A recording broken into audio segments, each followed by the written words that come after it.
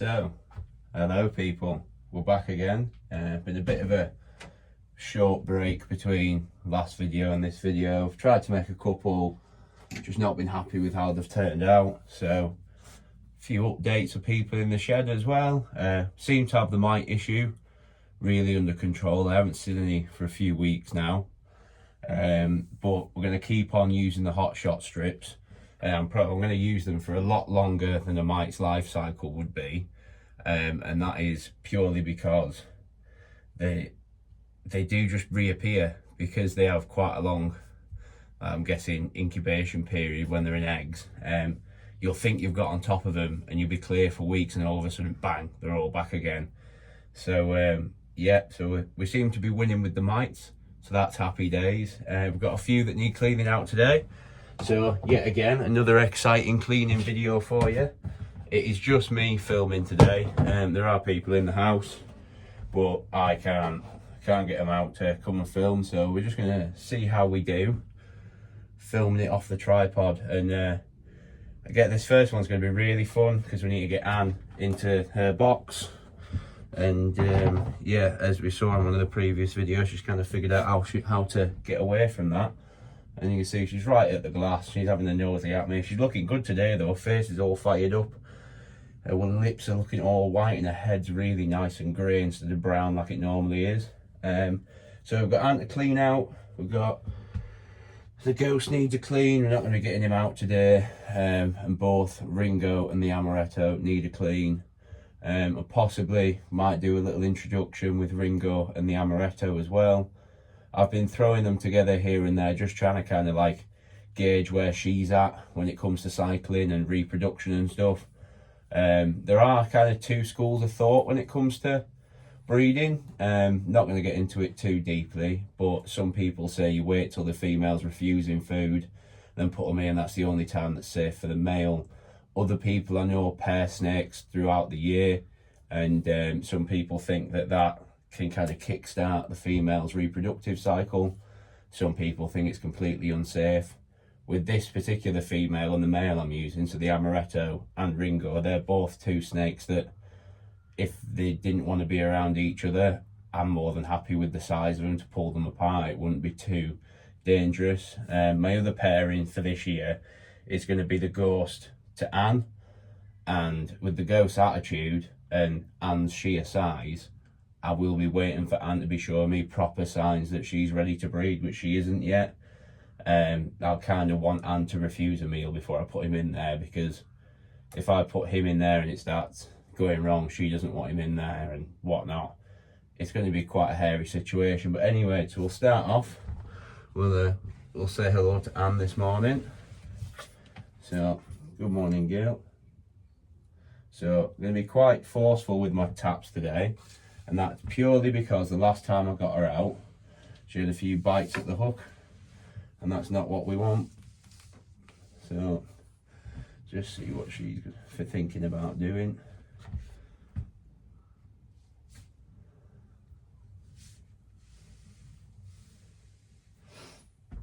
Oh, no, I can't see her head.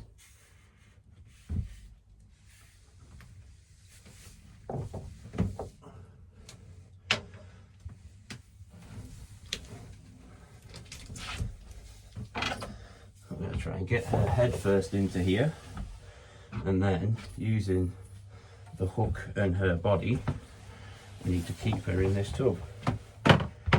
You stay down there, girl. Stay in there.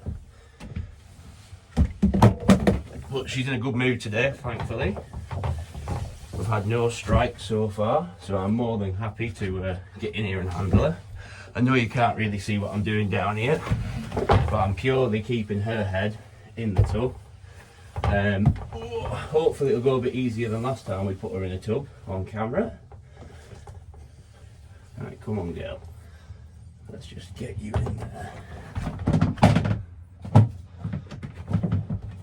And as easy as that, we've got Anne secured.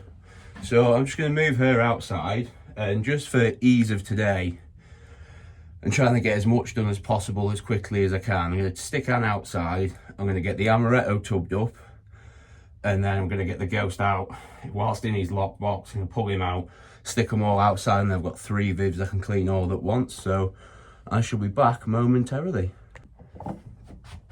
So guys, that's Anne outside, that's the ghost outside in his box. I am cutting the top of my head off just a little bit, but there we are. Time for the amaretto. Now, as we've spoke about a few times, and I hope you could see there, she has got a feed response that is just through the roof. Just through the roof. She strikes first, she asks a lot of questions later. Well, she never really asks the questions. So as you could see there, she is really fired up for a feed. So I'm just going to really gently start interacting with her. I've found with her, you have to be gentle. If you're a little bit rough with her, she gets rough back. So I'm just going to really slowly creep this glass open. It's a bit of a nightmare. She's steamed the glass up. We're going to see if we can get a little touch on it. Oh no, she's coming. Don't open your mouth. So she's felt the hook. I'm just going to keep backing her off into a viv just a little bit. See if we can get her body moving. So that's the end I don't want coming towards me. Come on, girl. That's it. We're not feeding. We're not feeding. Go on. Go on, that's it.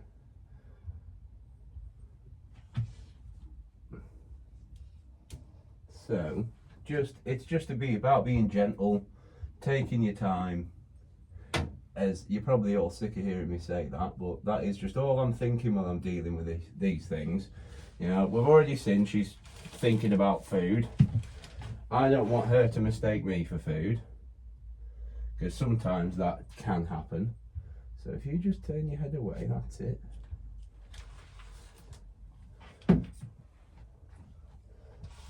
What I'm going to try and do is start moving her out a little bit, if you can see. So now she's kind of moving away from me. I'm just going to gently pull her out.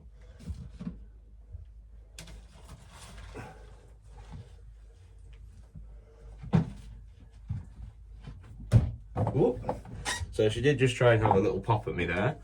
So I'm going to drop her in the box because I don't want to be getting tagged. Now she's in here, I'm pretty sure we're all good and safe. But any days that we can go without blood being shed is always a bonus. And obviously now the smallest of the 2 snakes we just dealt with is the hardest to get in the box. So that's her away now, all locked up.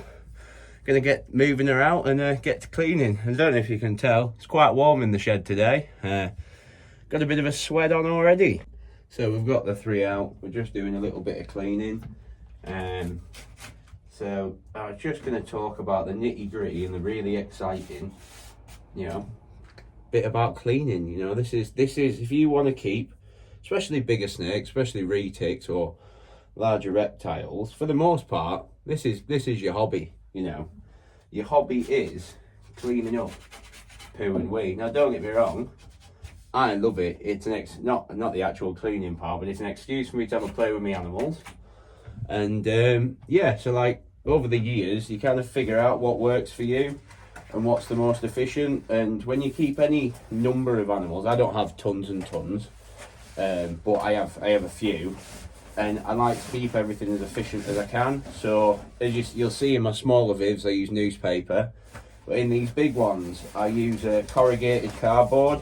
You can get it in like a 4 foot long, 4 foot tall roll.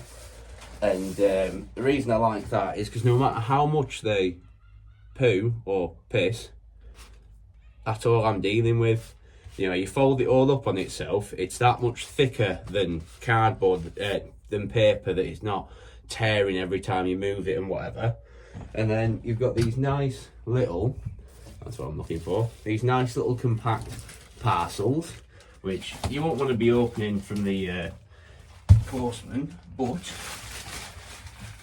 they're a lot easier to deal with than you know, the newspaper is. I don't mind using newspaper in the smaller vivs.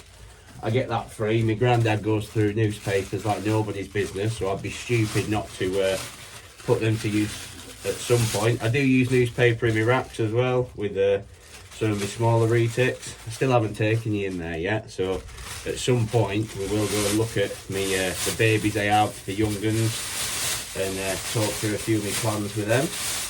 But yeah, cleaning out is as simple as you pull out your messy paper, you spray loads of disinfectant in there.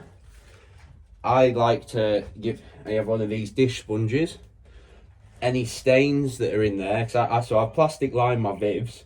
Any stains that are in there, I do tend to blast with the scour side of that, just to keep it looking a bit cleaner. And then you wipe it all down, let it dry, and job's a good one.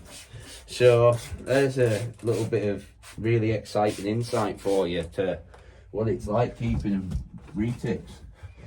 It's all cleaning. It is all cleaning. Yeah.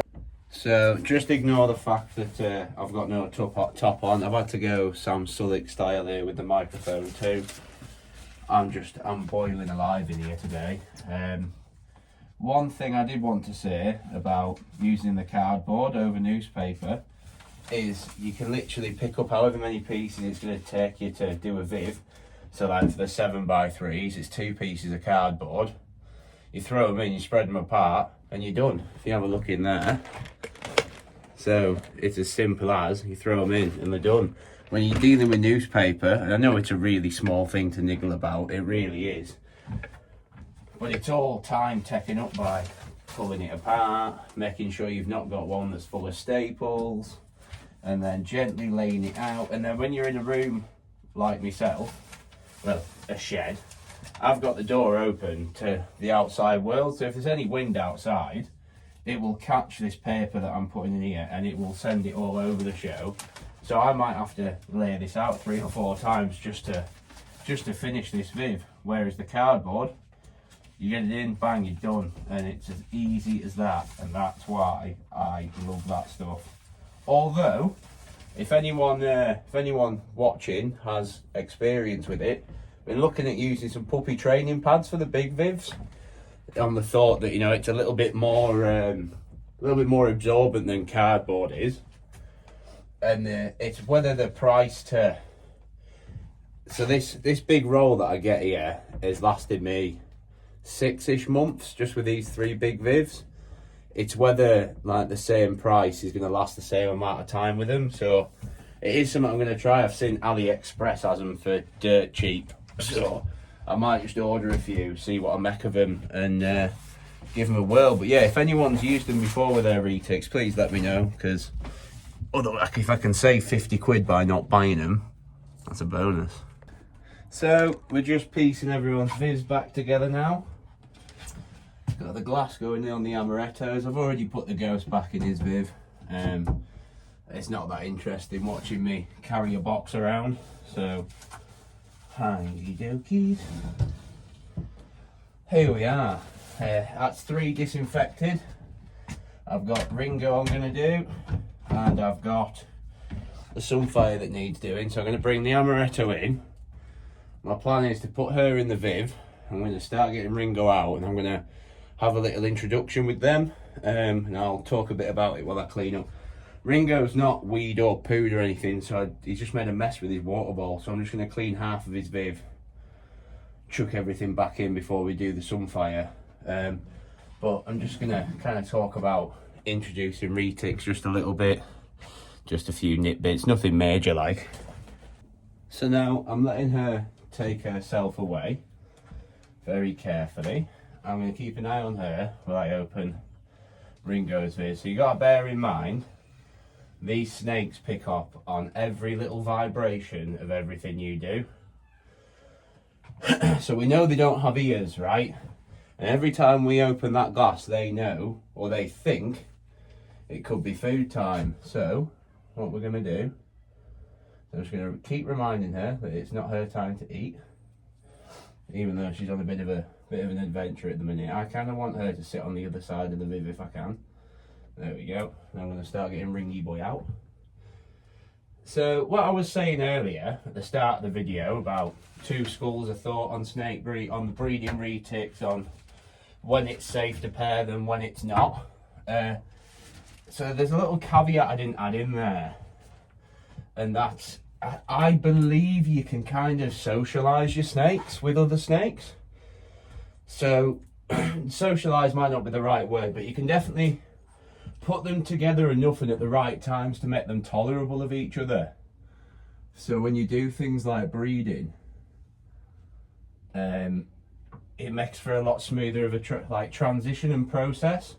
So John Edwards, who I got the amaretto off, he speaks about it on a TRL podcast where he says, you know, he pairs snakes up, and if they go, they go. If they don't go, they don't go. So she's not showing me the best signs at the minute, but I've had him in here a few times. We're just going to watch her behaviour, see what she does. If she starts wagging her tail, or stay in there, ringy dink.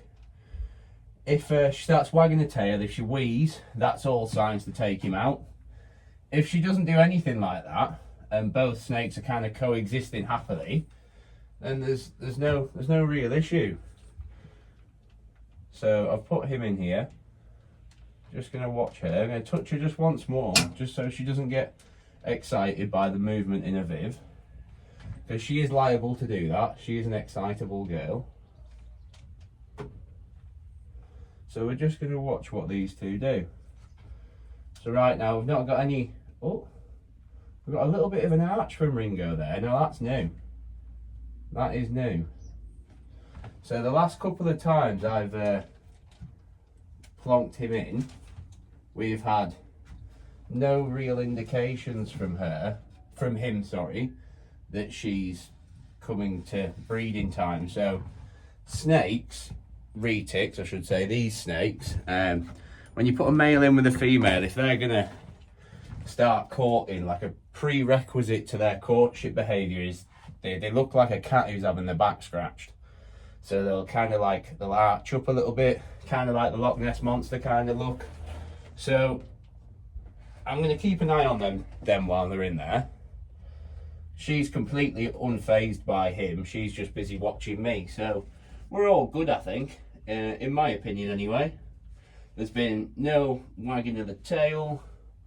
We've not been having any. She's never struck at him on the two other occasions I've put him in there. So that's all good. But yeah, so like I say, you can I think there's definitely an argument for you can get snakes used to being around each other. I think it's why people like, so John, for example, he'll pair males and females like through the year, I'm pretty sure. Maybe not through the year, but he'll have them together through the summer and then hope that because John does everything on temperature, when that weather starts to drop, the females will start to ovulate and go through their cycle, and the males are already in there ready to go. Sometimes he'll swap them around. I know with his locality stuff, he's been using separate wild caught males, flicking them in between. But then you look at people like Kevin McCurley from Nerd, who's been breeding retics forever, who really does know his stuff, and he cohabs females. And if you were to speak to anyone that I know in retics about, females cycling, they're supposedly combative with each other, and it can make them really not aggressive, but it can make them grumpy being around another female who's cycling. But I'm certain I've seen videos of him where he's got groups of female retics where one or two of them are cycling all together, because like other animals, I'm pretty sure that would probably kickstart the others into cycling. I know dogs, if you keep multiple dogs and one of them goes in season, you can damn sure bet your money that everyone else is going to. So like I said about Ringo's, he just tipped his water on half of his vid and kind of chewed all paper up in it. So we're just going to freshen it up. But right now I've got absolutely no reason to take him out of there from her. She's looking a little bit erratic, but she has a habit of looking like that when I'm in here. She's just very intrigued in what I'm doing. So we're just going to let them two do their thing for a minute while I sort his viv. See if I can put you guys just a little bit closer while I do this. So you can kind of got a bit of reflection from outside, haven't we? But you might be able to see a little bit of something in there. Oopsies. I'm still getting used to this whole filming and camera equipment thing. Right, there. See how that looks. I can't see. You can see snakes. That'll do for me. If it all looks crap, I'll cut it in editing. But if not, we'll leave you to watch these two kind of getting to know each other. So at the minute, I'm not seeing any major courtship behaviours. But the first couple of times I threw him in there, she like took herself to the cold side of her viv for the next few days. So I think there definitely could be some truth in there at the males getting the females into that breeding mode, into that cycle. So there we go. God. Yeah, I have to say it. I don't like using newspaper as substrate, but it's free, so we take it. We take it. It's just a bit fiddly compared to using the cardboard. And yeah, like I said earlier, if anybody has used puppy pads for Retix especially, or if not other larger snakes, please let me know how they were, whether it's worth a do or stay well clear. Dun, dun, dun, dun, dun, dun, dun. Right, so the last snake of this lot to come in is Big Ann, so I'm going to do that outside and then I'll let you watch her climb back into a viv, because she is an impressive thing. I enjoy watching her crawl back in there, so I'll just go and grab the girl. I'm going to move my can of pop that's by the door as well, because that is going to get lost if she comes out of here. Whoa, hang on, camera, wait a minute. Just look at this big beauty. Just look at her. See if we can get her in nice and well. But she's an absolute stunner. She's a big girl. She fills up my big builder's tub thing like. I'm hoping you can see her. It won't let me turn the camera around whilst we're like that, but that might be a better shot. There she is. The big beauty. It's very overcast today and she's still hellishly iridescent in real life. I'm not sure about on the camera whether that comes through. But there we are. Right, let me just check. Yep, you can see in there. Let me go and grab the big mama.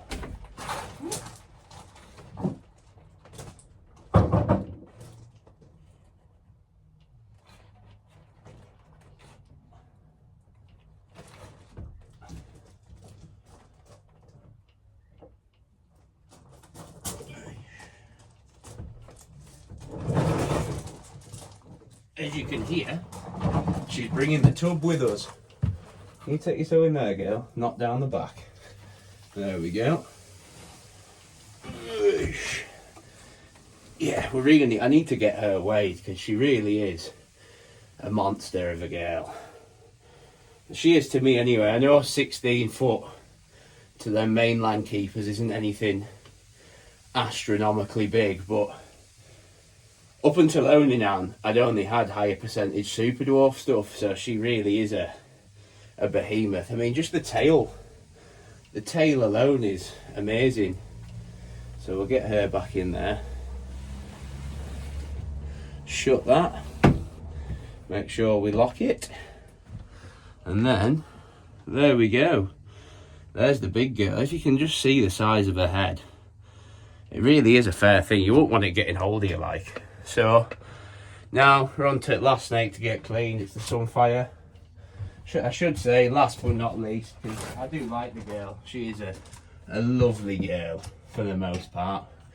She occasionally has a little pot shot at me, but there we are. Let's see if we can get you angled a little bit better, just so you can kind of see what I'm doing a bit. So you can see she's on point there. She knows that I'm gonna go in there. She's hoping it's with food.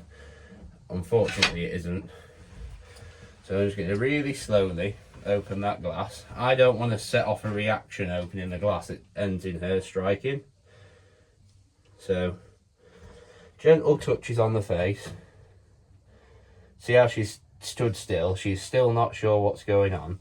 So I'm just going to see if I can just get her to move a little bit. Come on, girl. Now, I am being very gentle with the hook, and sometimes it's really hard to tell what we're doing when we're doing stuff like this, but I am being very gentle with the hook. I'm just wanting her to make a decision. So at current, not really sure what I'm going to be doing with this girl, breeding wise I should say. So she is trying to cycle as we speak. She's hugging her cold side, doing everything she can to tell you what, I don't know why I've come onto this. She doesn't need cleaning. She needs a water bowl filling, but I think we're all safe. Oh, she does. So there is just a little wee. We've got a little lump of urate on the other side. So if I can just get you out without getting nailed, that would be bloody lovely. Which I think is going to happen. I think we are going to be okay. So there we are. Just going to take her outside and put her in a tub. Go inside.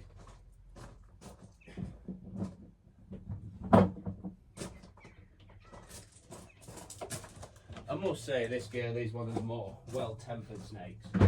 She occasionally, has a moment where she thinks I'm going to feed her and whatnot, but that's not what's going to happen. I do apologise. I've just started doing things outside and left you guys in there. So here I am. I am back. So just going to reorganise this a little bit.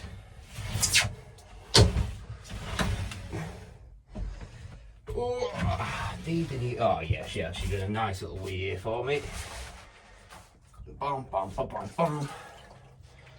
I knew she needed cleaning, I'd just forgotten. Also, there's one more thing I'd like to add into me videos. I know obviously all the videos I've done so far have been me cleaning. This isn't the only time these animals get cleaned. I just want to stress this. Like, there's some days where I haven't got a lot of time, I'm rushing about because of work, I've got rugby to go to, any number of reasons. We don't need to start getting food responsive with him in there, girl.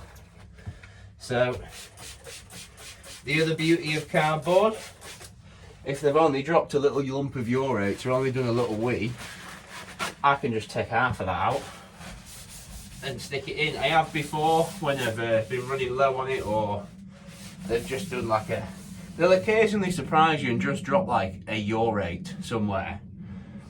With this stuff, you just cut a strip off of it, you cut it off where it's messed up, lay a new piece in, same width, job's a good one. Now, I don't like it being a patchwork quilt. I must admit it starts getting a bit messy for me, so I'll only ever do like a half really as a minimum that I'll clean like this now, like just one piece out, one piece straight back in, because it just becomes a bit of a pain. It just becomes a pain when you try and deal with them, or you come in one day, either you're pulling them out and they mess all the cardboard up and throw it all over the show, or you come in after a night and they've just thrown it absolutely everywhere. So I'm just going to go and fill this water up. I'm going to put it down first. I'm going to go and fill that water up and I'll be right back with you.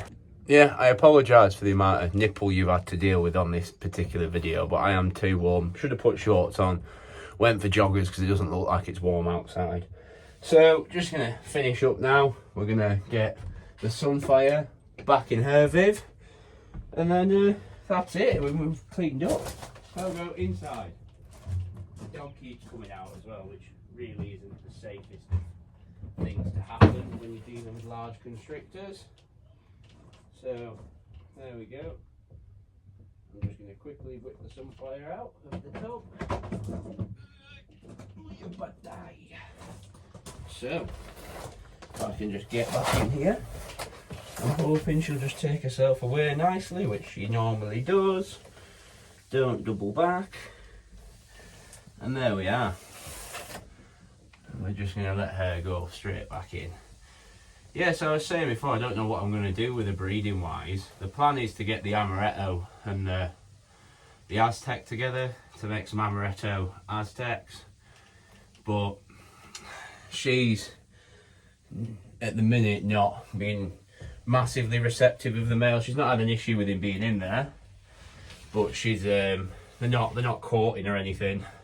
She's not showing me loads of signs of being in cycle or coming into cycle. But we're gonna try and see. Sorry, nipples again. So we're just gonna try. Oh, my mouth's going all funny. We're just gonna try and see if we can kickstart her in, get her to kickstart the cycle. All the introductions have been fine. There's been no signs that she doesn't want him in there. He's more than happy to be in there, but over the next few weeks, if she's not showing me proper signs of wanting to go, I think I'm going to throw Ringo in with the Sunfire. We'll make some albino Aztec Super Suns, which are pretty cool, and they'll be 37.5% dwarf. I'd have rather have done the Amaretto pairing, because then it would have been 37.5% Super Dwarf plus 12.5% Jamp. But there we go. Well, thanks for watching again, guys. I hope you've enjoyed this as much as I do, and don't forget to like, comment and subscribe. I haven't said that on any of my other videos, so please do it.